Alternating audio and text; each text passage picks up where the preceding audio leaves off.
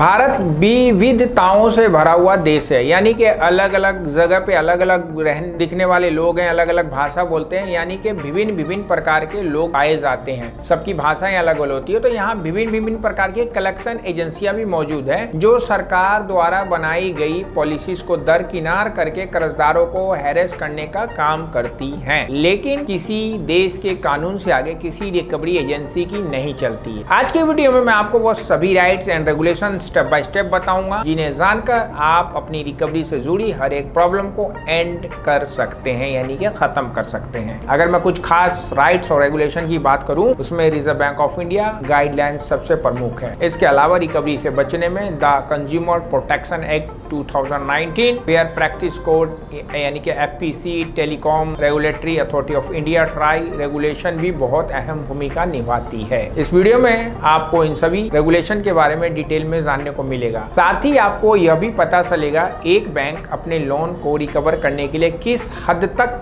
जा सकता है और ऐसा क्या है जिसे वो बिल्कुल भी नहीं कर सकता है। नमस्कार दोस्तों, मैं हूं अब्दुल और आप देख रहे हैं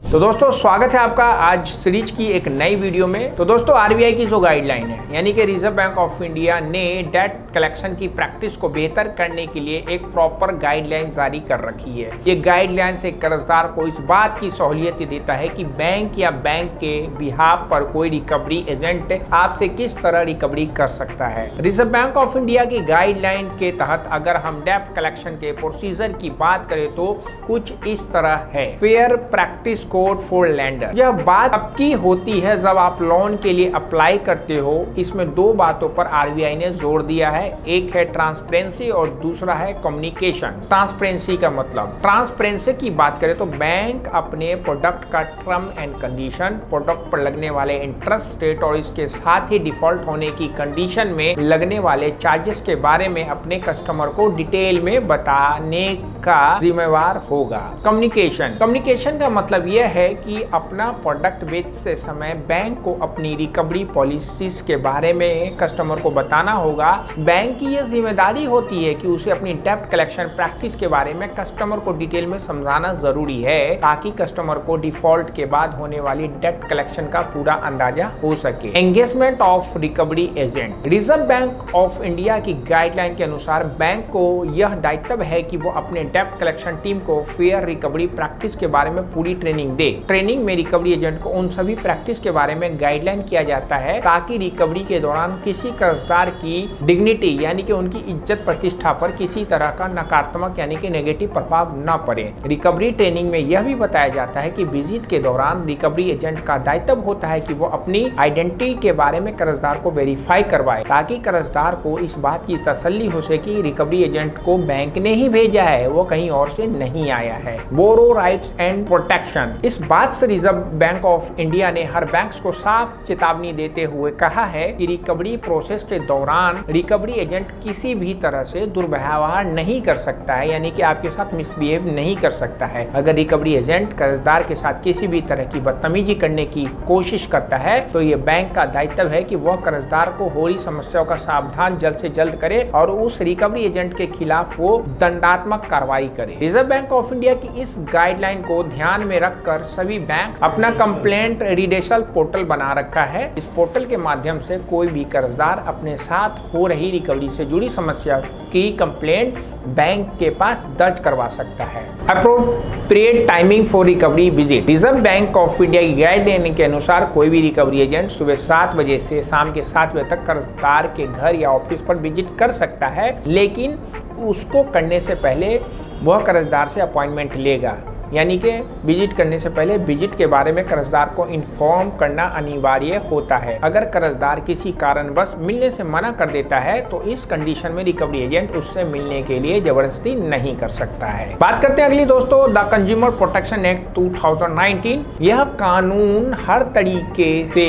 कंज्यूमर को एक कंपनी की मनमानी से बचने का काम करता है, चाहे वो इंसान एक डिफॉल्टर ही क्यों ना हो। कोई भी कंपनी अपनी सर्विस में कोताही करती है, जैसे सामान खराब दिया हो या अच्छी सर्विस नहीं दे पा रहा हो, उसी तरह कंज्यूमर प्रोटेक्शन एक्ट के जरिए एक डिफॉल्टर अपने साथ थोड़ी रिकवरी की खराब सर्विस के खिलाफ कोई भी कंप्लेंट दर्ज करवा सकता है। कंज्यूमर प्रोटेक्शन एक्ट एक कर्जदार को यह अधिकार देता है कि अगर बैंक या उससे संबंधित कर्मचारी यानी कि रिकवरी एजेंट अगर कर्जदार से सही से बर्ताव नहीं कर रहा है तो कर्जदार एविडेंस के साथ इस खराब व्यवहार की शिकायत कंज्यूमर कोर्ट में कर सकता है। अगला दोस्तों है telecom regulation authority of India यानी कि ट्राई। अगर डेब्ट कलेक्शन की टीम आपके साथ कॉल या मैसेज के जरिए हैरेसमेंट कर रही है, वो आपके रिश्तेदारों को कॉल या मैसेज करके बदतमीजी कर रही है, तो आपको उनकी शिकायत ट्राई के पास करने का अधिकार मिल जाता है। हालांकि शिकायत करते समय आपको एविडेंस भी अटैच करना जरूरी होता है। इस तरह ट्राई आपके साथ हो रही टेलीफोन हैरेसमेंट को रोकने का काम करती है। आपको पता है ना कि मतलब टेलीकॉलर्स को कॉल करने का एक अलग ही नंबर प्रोवाइड करता है ट्राई। आपको पर्सनल कॉल फोन से या किसी भी मतलब जनरल फोन से वो आपको कॉल नहीं कर सकता है। भारत में देनदारों को इन सभी कानूनों और विनियमों के तहत कुछ अधिकार और सुरक्षा प्राप्त होती है, जिनमें रिकवरी एजेंट से उचित व्यवहार प्राप्त करना, प्राइवेसी की सुरक्षा और रिकवरी हैरेसमेंट के खिलाफ कंप्लेंट करने का अधिकार मिलता है। कर्जदारों के लिए अपने अधिकारों के बारे में जागरूक होना जरूरी है। अगर किसी भी डिफॉल्टर को कभी भी लगता है कि डेब्ट कलेक्शन एजेंसी उनके अधिकारों का उल्लंघन कर रही है तो वह बिना देरी किए इन बातों का शिकायत अपने संबंधित संस्थाओं से कर सकते हैं, जिनके बारे में मैंने अभी ऊपर बताया है। अगर रिकवरी हैरेसमेंट ने आपका जीना हराम कर रखा है और आपको समझ नहीं आ रहा कि कहां और कैसे शिकायत की जाए, तो